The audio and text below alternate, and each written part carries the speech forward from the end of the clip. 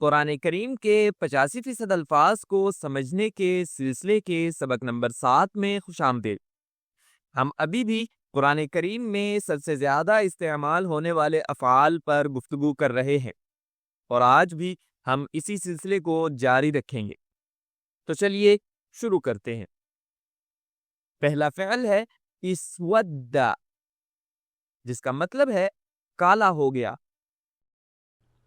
يوم تبيض وجوه وتسود وجوه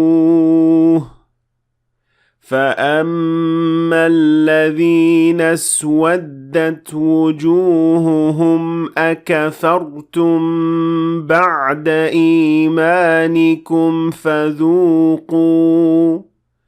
فذوقوا العذاب بما كنتم تكفرون.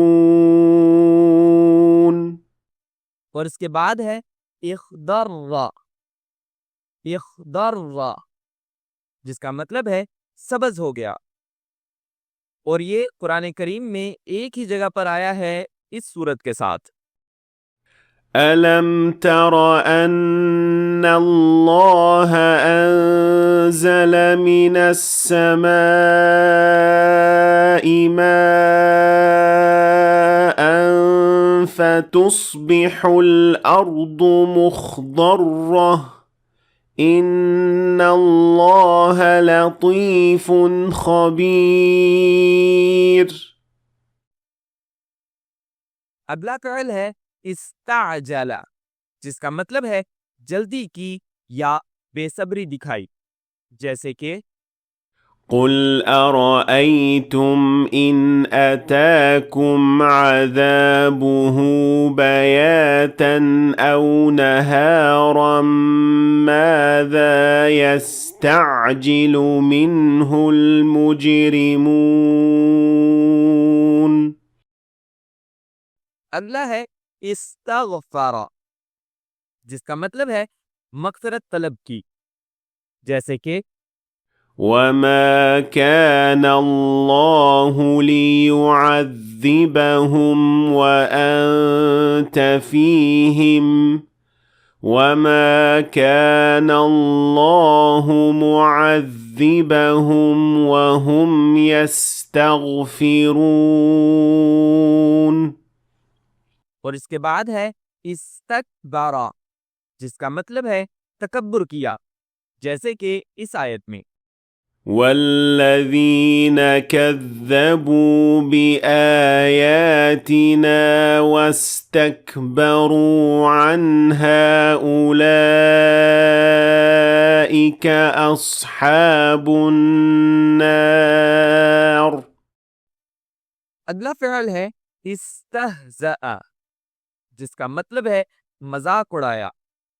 जैसे कि ولقد استهزئ برسل من قبلك فحاق بالذين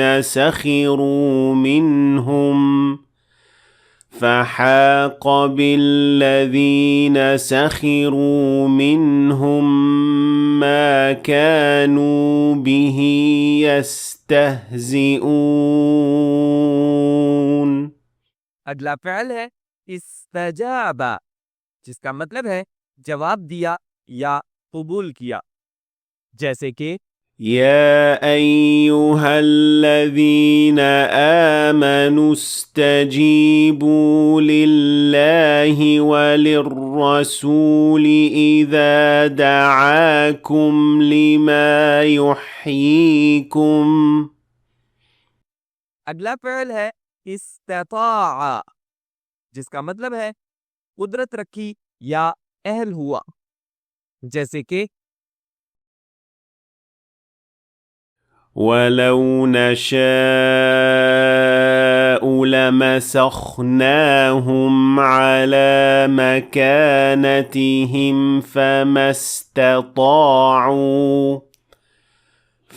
استطاعوا مضيا ولا يرجعون.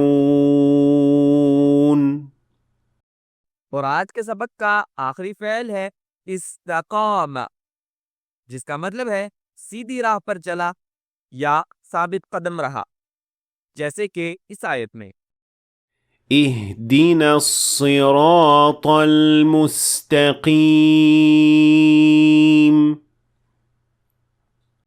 देखने का शुक्रिया। मुझे उम्मीद है कि आपने आज कुछ नया सीखा होगा। अगर सीखा है तो वीडियो को लाइक और शेयर करें ताकि दूसरे लोग भी फायदा उठा सकें।